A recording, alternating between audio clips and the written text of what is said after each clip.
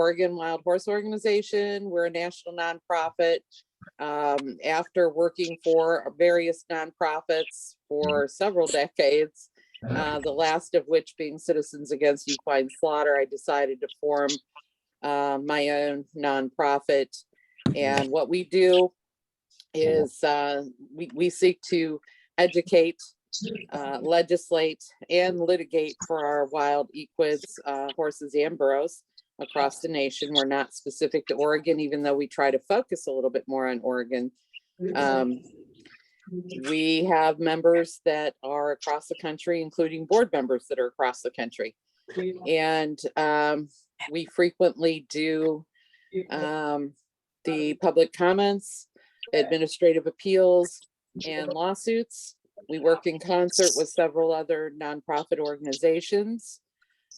We do these public information meetings, or PIMs as we call them, on Zoom every Friday at this time. So I don't know who's not muted, but could you please mute? And if you have questions, please put them in the chat. And at the end of the presentation, we will answer questions and stick around long enough to try to address everyone's questions. If you'd like a copy of the slideshow presentation that we're going to show you tonight, our email address is in the chat. So you could pick that up, send us an email. Please don't put your personal email in the chat because it is available to everybody that comes on the PIM. So please email us and say, I'd like a copy of the slideshow, and we will send it to you. And if you have questions that you think of after the meeting that you'd like to ask us, please feel free to contact us. You can also go on our website, which is oregon-wildhorse.org.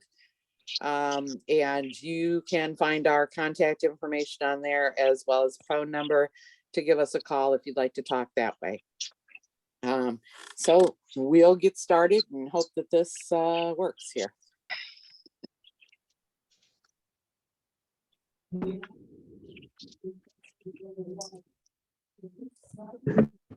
Okay, so Theodore Roosevelt National Park proposed livestock plan, public comment talking points.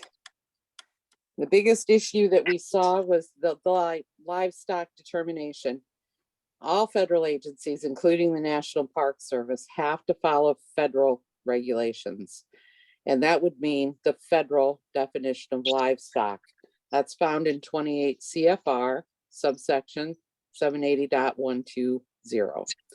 And it says that raising of livestock, the meaning of the term livestock, is confirmed or confined to the ordinary use of the word and includes only domestic animals ordinarily raised or used on farm.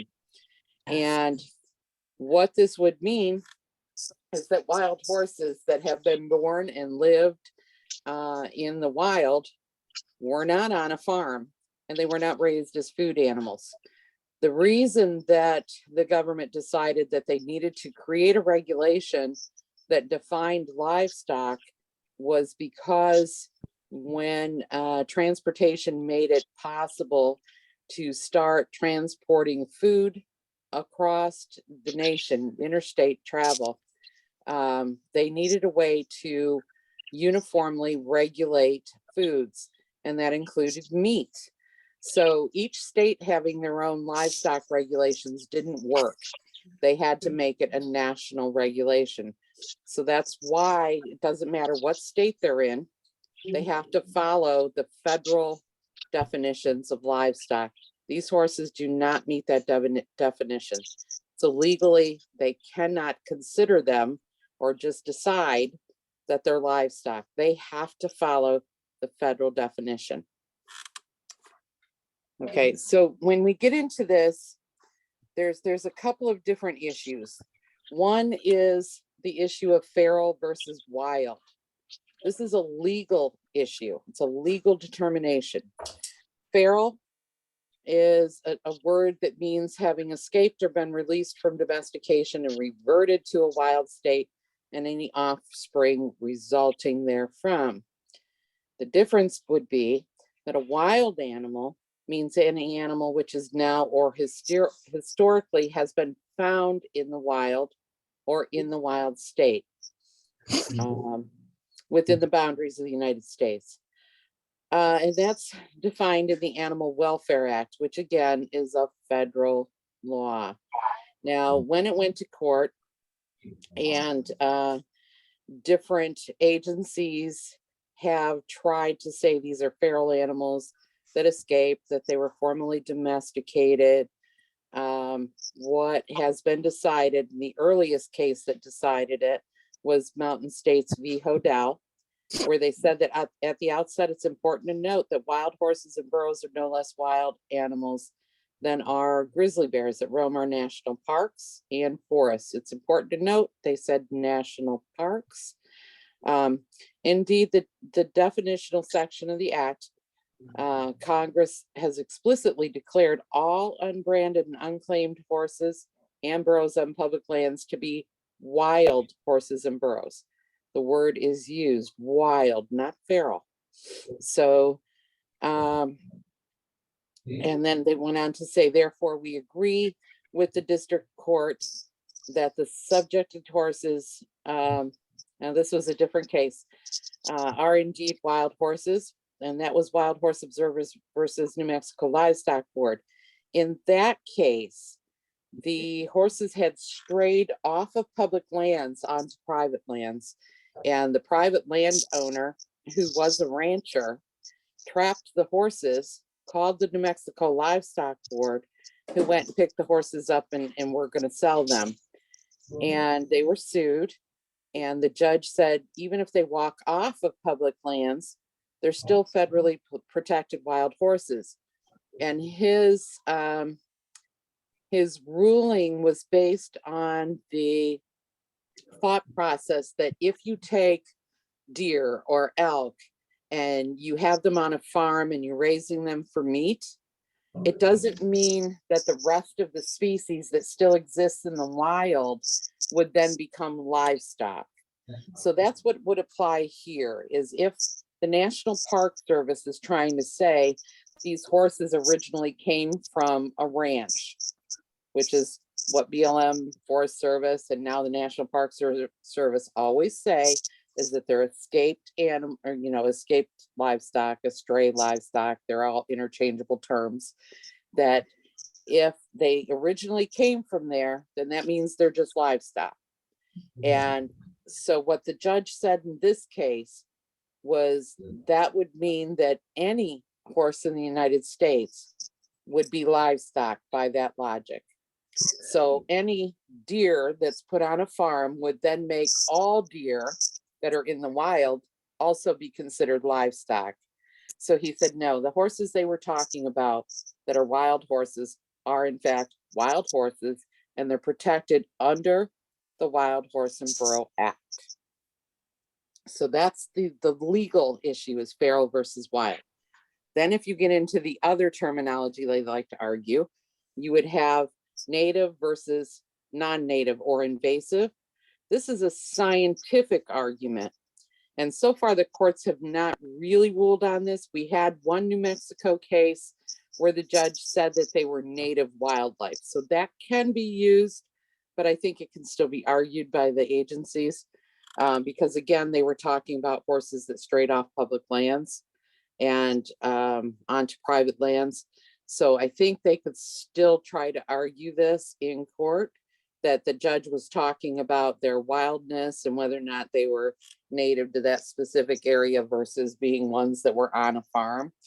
But I think that the scientific issue is yet to be decided in court. Now, when we look at all the records, we see that equids evolved here on the North American continent, nowhere else, for over 55 million years. The claim that our horses are non-native or invasive is based on a theory. And what I always try to tell people is that narrative is extremely important. Start using the word theory. It is a theory. It has not been proven. They cannot prove it. It's a theory. Okay, that horses went extinct on this continent and were brought back by the Spanish conquistadors. Now, when they try to say they're not native, my question is always, if they were not native, how were they brought back. You can't bring something back that wasn't here. Okay, so if this theory was true, being brought back would mean that at a minimum, there are reintroduced native species. And when I've made that argument before with biologists, they go, well, yeah, I guess you're right. So that's one way of talking about the topic that gets people to think about what they're actually saying and bringing the ball back into their court to say, okay, how were they brought back if they weren't here, if they're not native? So science is constantly proving that modern horse, which is Equus caballus, is the same horse that's theorized to have crossed the Bering Land Bridge, spread throughout Eurasia, and then going extinct on this continent. Well, Equus caballus is the modern horse that's here, whether it's in the wild or in a barn or whatever breed it is, it's still that same species. It's Equus caballus.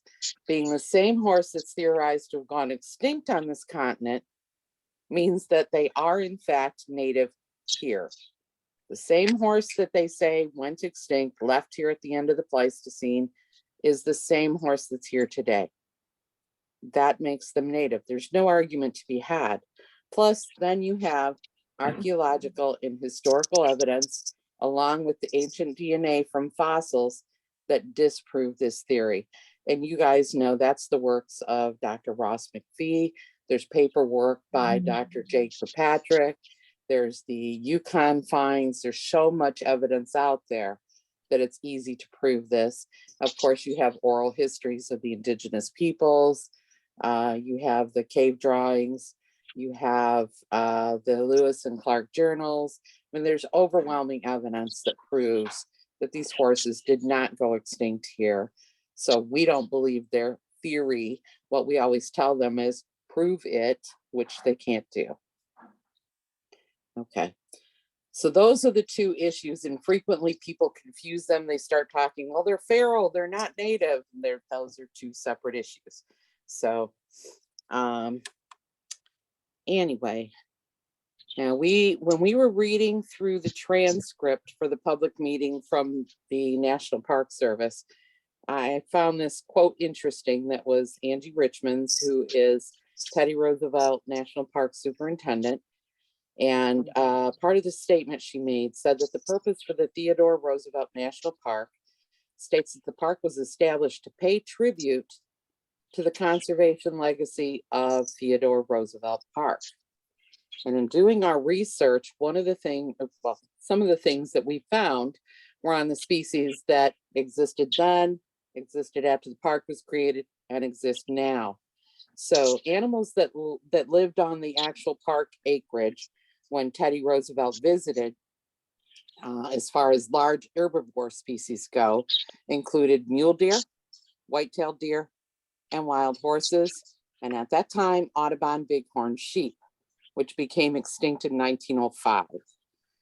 Then animals living on the park acreage when the park was established in 1947, the large herbivores again, were mule, white-tailed deer, and wild horses. The animals that are living on the park acreage today, again, just the large herbivore species, would be mule and white-tailed deer that have been there since Teddy Roosevelt's time and before.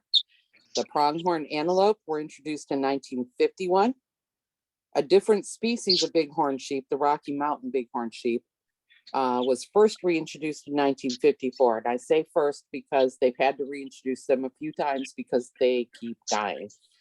Bison were reintroduced in 1956, and elk were introduced in 1985. And if you notice, the research that we found said that pronghorn antelope were introduced, not reintroduced, but introduced. The elk were introduced. So what that connotated to me was that those animals weren't there before. So they have changed what the species were to what they are now. So when we look at the National Park Service Organic Act, which is their prevailing federal law, you can see what it says here, and this is part of the National Organic Act. It's not all of it. It says the service thus established shall promote and regulate the use of the federal areas known as national parks, as conform to the fundamental purpose of the said parks, which purpose is to conserve the scenery and the natural and historic objects and the wildlife therein, and to provide for the enjoyment of the same in such manner and by such means as will leave them unimpaired for the enjoyment of future generations. Now, if the National Park Service had or is going to follow this act, then the wildlife therein, which is the terminology they used, that they were mandated to conserve, would be that wildlife that existed when the park was created in 1947. And again, that large herbivore wildlife would include only mule deer, white-tailed deer, and wild horses. Adding other large herbivores such as elk and pronghorn and reintroducing bison and a different species of bighorn sheep was not conserving the natural scenery or wildlife that were therein at the time. This is designing a game park rather than a natural, historical, or memorial park. And that was what they were tasked with doing. They were not tasked with creating what they saw as the, scenery that they wanted for that park. They were supposed to preserve what was there. Additionally, if the park was managing for a balanced ecosystem, they would have also reintroduced apex predator species such as wolf and grizzly that had been there. This, however, was not done. Perhaps it's because they're not game or meat animals. The only apex predator that's known to occasionally travel through the park is a mountain lion. That's likely due to the park being fenced. You're not going to have wolves or grizzly bears ambling through where it's fenced, but mountain lions will go over the fencing. So I believe that's probably the reason. And when you think about this a minute too, the other thing I found kind of interesting was that they're trying to label the horses livestock. And livestock is typically an animal that's raised for food, right? So if you're talking about an animal that's raised for food that's livestock, and you look at North Dakota's Fish and Games page, they specifically state on there that the state of North Dakota considers bison livestock. Why? Because they're often raised for food. What does the Park Service do when they call the bison herd? They ship the meat to the tribes. And every autumn, they call the elk herd and give the meat to the tribes. So as far as I'm concerned, they're really creating a meat park in here where they can call these herds, they can give the meat to the tribes. They don't want the horses because they're not meat. They're not doing anything. It doesn't interest the hunters. I know the hunters don't come into the park, but the way they get around that is they say we have volunteers who come in and shoot the elk. So you're letting hunters in there. So I really think that this is a kind of a designer park where it's a game park for meat. Okay, some of the other issues are climate change. The proposed plan, according to the National Park Service, and this is according to them, according to their statement, it would provide resiliency for native ecosystems and species in the face of a changing climate. Now, the National Park Service, and this is a talking point, that they have to compare methane emissions of horses that are hindgut fermenters versus ruminants, which would be bison, bighorn sheep, and all the cervids. Cervids include deer, elk, and antelope. Methane contributes to climate change, and it's worse than the carbon dioxide in respect to its ability to warm the earth. In this country, 55% of methane emissions are from ruminants. And you can watch videos by Dr. Mike Hudak on YouTube. And he talks about it, and a lot of his research comes from 2 studies that were done in China. And they talk about how the United States actually skews their statistics so that they're not as bad for the livestock industry. So when you do your research, I encourage you to look outside this country. You don't always find unbiased, honest research within this country. It's really hard to find sometimes. And again, the next point, the National Park Service needs to compare carbon sequestration and carbon release by species. Carbon sequestration is when carbon is stored underground, and carbon dioxide reduces the ability for the earth to cool itself. And I'm coming, one of, one of the things that we have noticed in trying to find information on carbon sequestration is that the livestock industry has started promoting this idea that both cows and bison are good for carbon sequestration because they're heavy, large animals and they compact the soil, which will keep that carbon underground, right? But the problem with that is that when you're in a lot of our high desert arid environments, when that soil is compacted, it doesn't allow for absorption of water. So you're not keeping that moisture in the ground that we need. And also when you get the heavy monsoon rains that those areas get, it tends to create flooding because the water can't be absorbed. So soil compaction is not always a good thing, but they're trying to promote it as a good thing to help climate change. So again, when you do your study and your research, make sure you pay attention to some of those things and look outside the country. So approximately 80% of the livestock sector emissions for CO2 or carbon dioxide come from ruminants. Again, that's bison, it's cows, it is bighorn sheep, and your cervids, which are deer, elk, and antelope. And horses produce 3.3 times less CO2 than ruminants. So there's a lot to be said about carbon. Then there's a lot more for climate change that you could go into, which if you want more information, you can ask us about, because I could probably do a couple-hour meeting just on that. So also, some good talking points are how horses contribute to a healthy environment. National Park Service should give consideration of horses used for rewilding across Europe and Asia, because they increase the biodiversity of an ecosystem, create a symbiotic relationship with other species. Horses can decrease the vegetation that increases fuels for wildfires. Horses act as seed dispersers, and their feces is excellent fertilizer. And one of the things that I heard somebody talk about one time that it's the image stuck in my head, was how horses leave these perfect little seed packages. They have seeds that are not fully digested, like a cow's, fully digest the seed. There's nothing left by the time they excrete it. Horses don't digest those seeds. They come back out whole.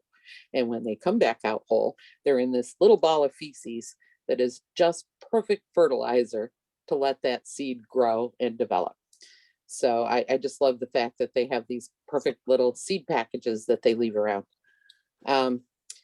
Horses graze in a mosaic pattern of short and tall grasses.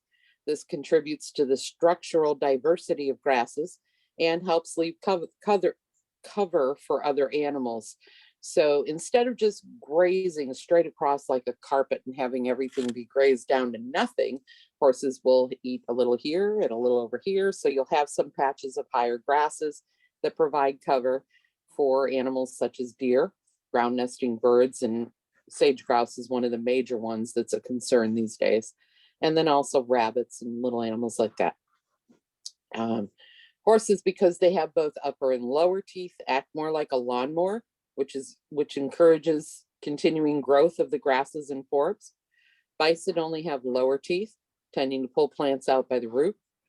Bighorn sheep have upper and lower teeth, but they're also known to pull plants out by the root or trim it down to almost nothing to the root, which damages the plant so badly it discourages that regrowth.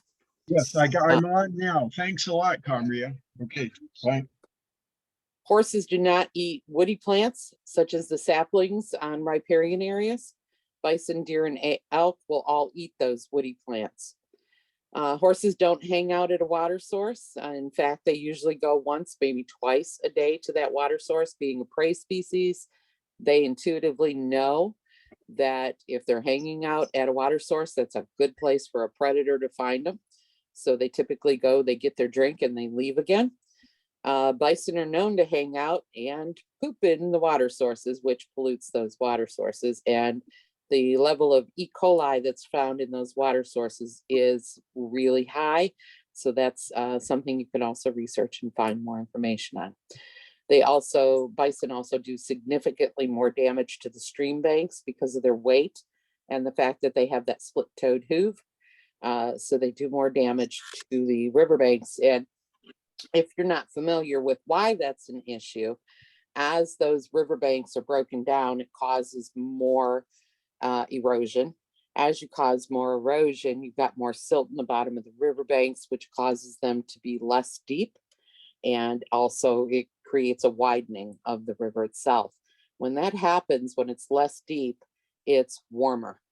And as it gets warmer, it affects any aquatic species. It depends on the cooler waters. So it's caused some problem for a lot of different species of aquatic animals. Next is cultural and historical significance of the herd. These horses are descended from Chief Sitting Bull's war horses. The Hunkpapa called them the blue war horses. This is well documented in the work done by Dr. Castle McLaughlin. She was a historian for the National Park Service, and a previous National Park historian, Robert Utley, agreed with her findings. The National Park Service, even though they were both employees of the Park Service, ignored these findings.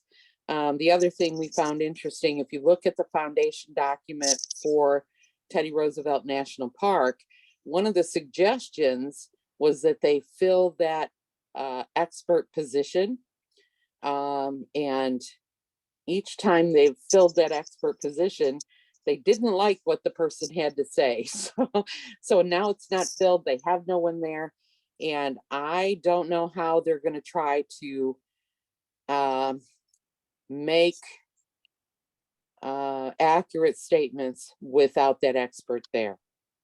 The National Park Service has not preserved the bones and fossils from equids that were found in archaeological digs, but then demands DNA proof of the indigenous connection of this herd. They should have the proof. They had the bones. They should have had the proof. As a lot of you know, there's two brothers, Leo and Frank Kuntz. They've attempted to preserve the unique bloodline, which is the Blue Roan bloodline, by purchasing as many members of the herd as they could when they were rounded up, removed, and sold at various auctions and sales. And I think Leo has passed, but Frank has done some videos. You can find them on our social media that we shared about his I would call it kind of an emotional stake in the fact that this bloodline is going to be gone. The National Park Service attempted to wash out these genetics, the Blue Roan phenotype, by introducing Arabians and quarter horses, and they said they wanted to create larger horses that would be more desirable at sales and auctions. And I think that's a horrible reason to change the genetic makeup of a horse, of a herd. And that's something that's also common throughout federal agencies managing our wild horses. BLM has done the same thing. They try to get rid of that, what they call Spanish markers. We call them old world traits. But it's typically some of the roan and dun horses, the dorsal stripe, the leg barring, And some of the other features that you can look at and see in a horse that has more old world types are a very thick neck, a shorter, more squared head, and sometimes the curlies. You'll see horses that have the curly hair. Those are all traits that are what I call old world, that BLM likes to call Spanish markers. And I say it that way because, again, I believe the Spanish horses were ours. They were North American horses. So to say it's a Spanish trait for me throws me off. I just don't, I think that supports their theory that the horses went extinct. So I don't use the term Spanish horses or Mustang for that matter, because it both supports their theory. So the attempts by National Park Service to wash out these traits have been unsuccessful, because if you look at the herd today, many of the members still carry that blue roan phenotype. So it has prevailed despite their attempts to get rid of them. Okay, economic and tourism impacts. I put on the left side here, you can see the Teddy Roosevelt National Park visits by year, and that's right off their website. And then, yeah, and you can see that, you know, there were a couple of years that it dipped down a little, and I think that was partly because of the gas prices in 2020. And we also had, you know, some less visits because of the pandemic and things like that, but it's picked up. So the town of Medora, which is the town that's right there at the entrance of the park, relies heavily on the park and tourism. According to the 2016 report that we found, most park visitor spending was for lodging. You can see the percentages here. So it was lodging, food and beverages, gas and oil, admissions and fees to the park, souvenirs and other expenses, local transportation, and camping fees. And this is the town of Medora. And we found this quote in one of the travel and leisure magazines. It's called Every Year. I did not have a typo. They do put every year in one word. But what they said was Medora, North Dakota maintains the charms of the old days and shares them with thousands of visitors each year. It's quaint downtown area, offers shopping, touring, eating, and stagecoach rides. But most importantly, it's the gateway to the South Unit of Theodore Roosevelt National Park. And, you know, we looked at it, and there's a whole foundation where they all wear these green vests, and it's the strangest thing to us. So there's a couple travel sites that said it's almost cultish. So the town is centered around this park. And we really believe that if these horses go away, they're going to lose so much tourism. This town's going to go under. So I think that the national park has got to consider the economic and tourism impacts. And one of the things that we state in our public comment is that because of this huge impact to the human environment, this has got to be done through an EIS, an environmental impact statement, which is a more involved, in-depth assessment than an environmental assessment is. So that's one of our comments. And, you know, I don't know if you guys know the difference between an EA or an EIS, but again, if you want more information, contact us, or you can research it, look at the different types. And those would be under NEPA, which is the National Environmental Policy Act. And they outline when an agency has to do an EIS versus an EA. Okay. And I think this is lastly now. Move you guys up here. So publicly funded research experiment. And this is probably the most, I want to say volatile, but it's not volatile. This is where we actually make an accusation, and they're not going to like it much because we are accusing them here. So the publicly funded research experiment, you guys know, was centered around GonaCon. So the National Park Service, in cooperation with BLM and Colorado State University, did a research experiment using a fertility control vaccine that was GonaCon on this herd. Experiment began in 2009. It ended in 2019, allegedly. Now they're still using it, so did it really end or not? We say that it hasn't ended because there's been no final study that's been published. Now they say it's done. And they'll put presentations out there that go, here's our final thing, but it's not the final study. It's not a study report and conclusion. There's no peer-reviewed study that's out there that says we did this many horses, this many returned to fertility, this is when we boosted them, this many didn't return to fertility. None of that information is out there.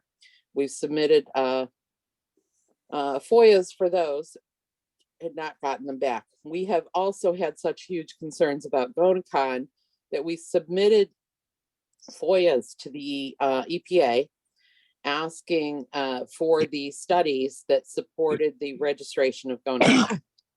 And we submitted that back in April of 2022. They're still making excuses for not getting it to us. The latest of which was that we couldn't get a fee waiver, even though we're a nonprofit and we're educational, we still couldn't get a fee waiver. We said, we don't care. We still want the records. We'll pay for them. And they said, well, February of 2023. We'll get that to you then. So they're still stalling it. And we also had a whistleblower statement that was mailed to us anonymously that we believe was someone who worked in the EPA by the postmarking. And what it said was, you need to find out why they're sitting on this request. And they wrote the EPA FOIA number. So when I looked it up, I went, oh, that's our GonaCon FOIA. So we don't know what's up with that, but we do believe that what we're going to find is what we found in other countries. And there was other countries that have done studies on GonaCon. And what we found there was that GonaCon has a feed-through property. And what that means is that if a horse is darted with GonaCon and that horse dies or is slaughtered, and an animal, including a human, consumes the flesh, they can be sterilized. And this was found of apex predators and carrion consumers, which are birds like vultures and eagles that eat dead animals, and even humans. And if you look at the EPA warnings, you'll find out that it says on there that it can sterilize a human. They make it look like it's a human who handles the product, maybe, but it doesn't say it can sterilize a human that handles it. It just says it can sterilize a human. It also gives warnings about keeping it away from surface waters. We don't know what it would do to surface waters. Is it sterilizing fish or, so there's just not enough known about GonaCon for it to be approved. However, we believe that the reason they're getting rid of these horses is because they don't want the public to know that they are sterilized, that they have used GonaCon in a way that has sterilized a majority of this herd. If that was put out to the public, it would end BLM and Forest Service being able to use this. And the way BLM and Forest Service are doing it is just by saying, oh, it's okay. They did the study. They're all done. We can use it now. And we're going, wait, please, we'd like to see the results of that study before you make this claim. So we are fighting GonaCon use in as many herds as we could afford to file lawsuits on. And so you can see at the bottom, my very last statement there, we believe this herd is being removed so the public does not learn they have been sterilized. And I really feel that's the main reason for getting rid of this herd. It's not forage, there's plenty of it there. It's not water, there's plenty of it there. Why are they really seeking to get rid of these animals? So that's our presentation. And Christina, would you want to read me some of the questions that are in the chat? Yeah, let's see. We had Kevin Matthews wanted to know if you would go over the difference between the different public comments, the scoping comment and versus the EA comment. Sure. Okay, so a scoping comment means that an agency has announced that they're going to prepare a document, whether it's an EA or an EIS. And what they want you to comment on are, what are the things you'd like to see in this document? And so we put in things like, we want to see you consider the environmental advantages of the horses versus the disadvantage, compare them to the bison and other animals that are out there. We want to see, you know, all the various things that I discussed today, the cultural values, the economic and tourism impacts that would happen. So those are all the things that we want to see them put in the EA.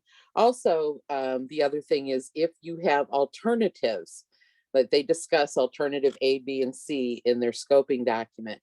If you have another alternative that you want them to consider, that could be put in there. Now, they started with, I believe it was 6 alternatives and then reduced it to 3. And so there were other alternatives considered, and they might just tell you, we already thought about that and we're not going to consider it anymore. Chances are they're going to do exactly what they said in that scoping document, and it's not going to matter what you say anyway, unfortunately. But when they write their EA or their EIS, and chances are it's going to be an EA, they will put out another public comment period. That public comment period will be for the information contained in the EA. Now, when you do a public comment on an EA or an EIS, the issues that you're allowed to raise that they will consider are issues of legal problems. Like when they say this document complies with the Organic Act, the RMP, the Resource Management Plan, and the 1978 Wild Horse, it wasn't a management plan, but whatever they called the 1978 document. If you find things that contradict each other in the 2 plans, so in the Organic Act, in the Resource Management Plan, which we have not seen yet, we've asked for.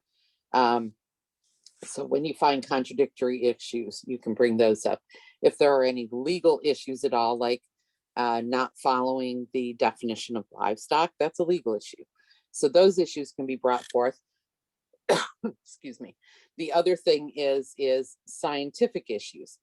The National Park Service, along with any federal agency who manages our horses, has a mandate to follow the best available science. Now, that doesn't mean that the best available science can be a study that was done 20 years ago that they like versus a current study that's come out, like the information from Dr. Rostenfee. So they have to follow current scientific reports and studies, as well as ones that are their favorites. And that's something we argue all the time. The other issue that we frequently bring up in an EA or an EIS is that they will make a statement and then give a reference at the end. And a lot of times they just give the last name and the year of the study. And then in their literature, they'll list those things. Well, if they make a reference in their document, those references have to be reasonably available to the public. And that's a statement in NEPA, that in the National Environmental Policy Act, which is an act that was created to allow the public to be more involved, allow transparency to be there for the public. So it's very important they follow that law. So what they frequently do is they use studies that aren't available online at all. A lot of times if they are available, they're behind a paywall. So you'll see the abstract and it says to read the whole document, you have to be a member or you have to buy it for this much money. And we said, no, wait, that's not reasonably accessible. So then the excuse we started getting was, oh, well, they're copyrighted or license issues, so we can't put them out there. So we went, then you can't use them. So then they started saying, well, they're accessible if you come to our office and sit in our reading room and read them. And I said, excuse me, still not reasonably accessible, especially if we live in different states. So this is a big fight we've had with them, and it is a major legal issue. So pay attention when the EA comes out to those as well. So those are the different issues you can bring forth And for my team members, am I forgetting something else we bring forth in our public comments on an EA? Rita, can I just say that I think it's important for people to understand that right now, this comment period is very critical because this is when you could say to them, hey, Gus Catherine says 150 to 200 horses for a genetically viable herd. When they come back in the next comment period, it's going to be essentially they're saying, hey, this is what we decided. And then you can comment on that. It's a big difference because the park keeps saying there'll be another comment period. Don't worry about it. Yeah. The next comment period is pretty much when they've made decisions. The other thing is that we'll have our lawyers sent a draft of our comment letter today, and we should have the final on Monday probably, and we'll be sharing it. But there are so many legal reasons why they need to do an environmental impact statement that's Right. something that should be in everybody's comments. They're trying to get by with an EA. They do an EA first. And if they see a reason to go into an environmental impact statement, they have to do that. And they're trying to get out of that. They've made that clear. They routinely do. One of the things I noticed when I looked through the transcript from the public meeting they did was I noticed they kept saying, you know, that we do the EA, and then if we decide that we need an EIS, we'll do an EIS. And that's determined in a document called, well, no, if they feel they don't need an EIS, they put out what's called a FONSI, which is a finding of no significant impact, where they're saying there's not enough impact for us to have to do an EA. Yeah. And again, this is commonly done with BLM. They never do an EIS for a wild horse gather or removal. They don't even do them when they're going to zero out a herd like National Park is attempting to do. And the important thing to remember here is that the National Park Service has brought on someone from BLM to help. She was Christine that was on that Zoom that they did for a public meeting in January. And so what I suspect you're going to see is an EA that BLM uses. They use a template form, which is illegal because it's supposed to be a site specific analysis. That's what an EA is supposed to be. And BLM has started using a template, and they just fill in the blanks and change it for each herd management area. And I suspect that this one is going to be that same template that BLM uses. And I'll know as soon as I start reading the language, because we read dozens of them. But I suspect that's what you're going to end up getting, because they're using BLM to help them say, okay, how do we do this? And how do we get away with that? And how do we get away with this? And you're exactly right. This should be an EIS. And that is one of our comments, is that this is not okay. So again, scoping comment is, this is what we expect you to do based on what you're saying you want to do. This is what we expect. And yes, one of our first comments is this needs to be an EIS. So again, scoping is what you expect to see in the document. The next public comment period will be on the document itself, and you can bring forth legal and scientific issues. And a lot of the issues like climate change and all that build into scientific issues. So don't be afraid that, you know, you can't bring a topic up. You can usually build it into either legal or scientific, but that's where you need to focus. This is a scientific issue. This is a legal issue, blah, blah, blah. That's your next step, the next scoping or the next public comment. And if you have questions in the meantime, what I suggest is you keep researching between now and when they put out the EA. I don't think they're going to take very long to do it. I think they probably already got it done. Yeah. So be prepared, do your research, keep working on it, keep writing up your next public comment. And then when it does come around, if you want more information, feel free to contact us. I think next week we're going to have another Friday meeting, and we're going to bring on someone who will speak to using the Historic Preservation Act to protect this herd. And I'm sorry I couldn't get it done in time to get it out for this comment period, but we do have another comment period. And we'll be able to say, look, this violates the Historic Preservation Act. And so next week, we're going to bring somebody on to discuss that. He could not make it here tonight. Can I add something too? Our North Dakota legislators also have just introduced a resolution asking the park and Congress to help preserve this herd. They are also going to have a comment period. So even though your historical guy next week won't be in time for this, it would be in time probably for them to make comments on that. Did the legislators get an extended time? No, No. she denied that. Okay. Okay, that's what I thought. So do you mean that they'll have another public comment period? No, our North Dakota legislators will on the resolution that they have. Oh, It's going to okay. be open for public comment. So you can still put comments in for that and it'll be introduced into that record. That makes sense? Okay. Yeah. And are you sharing that on your website, Chris? Yes, yes. We Okay, should, and as soon as we hear that it's open for comment, we will. It is expected, they're expected to have testimony in the Senate on either the 9th or the 10th. And we'll be Okay. there for that. But sometime I would guess within the next week or so, it should be open for public comment. So that would be a good Okay. opportunity also. Will you do me a favor and put your website's address right in our chat so people can pick that up and they can watch for it there as well? Yes. Okay, and Christina, do we have another question from the chat?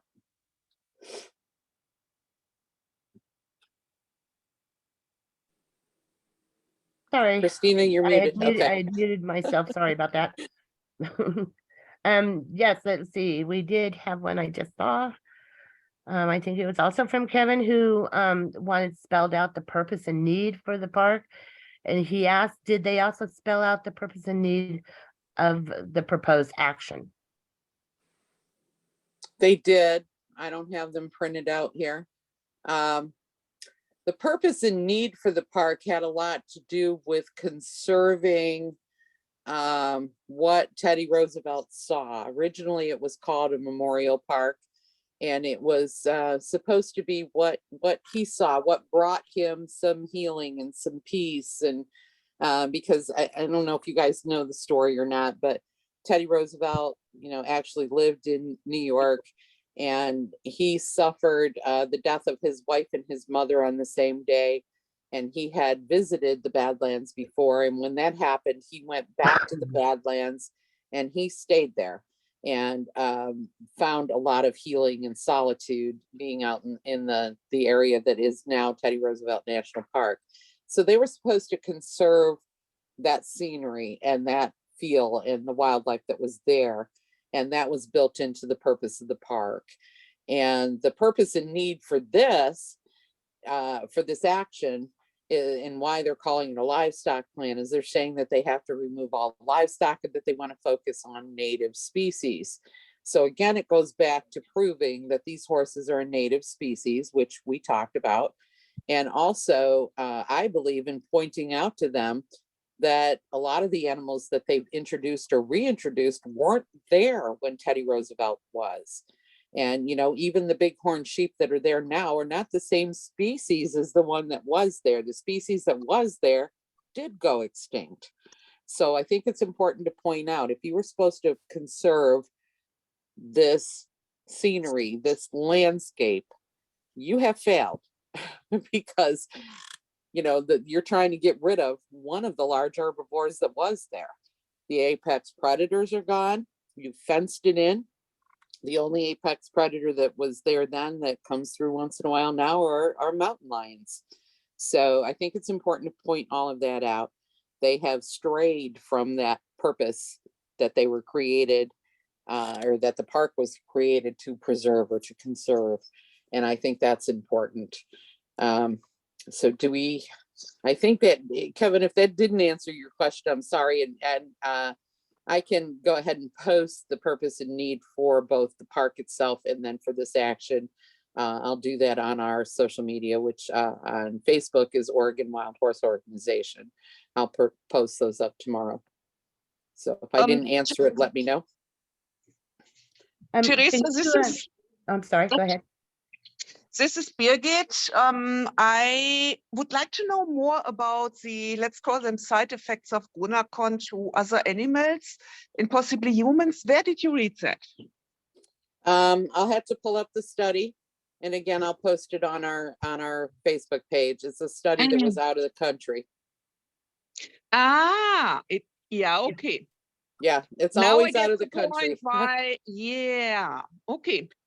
Yeah, you Because find I just Googled Gonacon and the articles that were listed there did not say it's okay. I'll get there. You know, the other thing that I didn't realize till I really started researching Gonacon was it was around for several years before they started using it in horses. Oh, I didn't know that. Yeah, I mean, they they were used it in other wildlife before they did horses. I didn't know that, yeah. yeah, they were using it in deer and elk. Yeah. And I started talking to hunters and saying, do you know this? And do you know whether or not the deer and elk you're hunting and feeding to your family have been deer and elk that have been vaccinated with this? Because I sure don't want your kids to be sterilized because of this. And it does have feed-through properties. So that was another concern. But one of my biggest concerns, honestly, for our public lands is that we're sterilizing, you know, apex predators and carrion consumers. Honestly, if you sterilize a hunter, I'm sorry, I don't care because I don't agree with hunting anyway. But I worry more about our animals. Job, right? Yeah, that's right. I could do with a few less hunters in my life. I'd be all right with that. It's kind of rude, but it's the way I feel. And my We had family's also found included out in that that. Okay, do we have more questions? no, but I was wondering if you would share how the longhorn, the 6 longhorn steers that are out there, There were and how 9. it's the demonstration herd, and Right. how it was not actually his favorite herd, his favorite breed. You could probably share that more than me, but yeah, that's Teddy Roosevelt made a comment somewhere that Christina found that he wasn't in favor of the longhorns. He liked shorthorn cattle. So even the cattle that are out there were not Teddy Roosevelt's favorites. They were the favorites of a lawmaker in the state when they decided to introduce them to the park. So the animal scenery that's there is not what Teddy Roosevelt saw. It's not what they were tasked to conserve. I'm gonna come up So pretty it literally is a designer park that's been created in the image they had. Over there. Like what? Over there. What over you over there? We have a guest. Why is it still going off? So if we don't have any more questions, I want to let you guys know again, our email is in the chat. And if you don't have it, it is Oregon Wild Horse Organization at gmail.com. Or you can find our website at oregon-wildhorse.org. And you can find our contact information there. There is a phone number, a snail mail address, our email address. You can contact various members of our board at their emails or our general email. And the slideshow presentation that I showed you guys will be available on our website, hopefully this weekend if I can get it there. Or you can email me and say, hey, I'd like a copy of the slideshow, and I will just send it to you. But I want to thank everybody for coming, and thank my wonderful board for all the help in getting all this stuff done today. I appreciate everybody. And you know, if we can help consult, we are not bringing this one to a lawsuit. We're not the organization to do that because we wouldn't have legal standing without getting somebody else who'd been there frequently and having them be a member. And it just seems disingenuous because we are not as familiar with the park as many of you are, especially Chris and her organization. So we will be here to consult and help legally in any way that we can. And we'll help do research for people who want research information done. Just give us a call and let us know, and we'll be there. So thank you everybody for coming. Teresa, I do have one final question. I'm on your Facebook page and I'm not finding the Gonacon info. Is it very far down? Could It's you not post on that there. again on the? It's not on there. I will put it on there this weekend sometime. I made myself a note already. But I Oh, will okay, get it on there good. for you. And I also, appreciate that.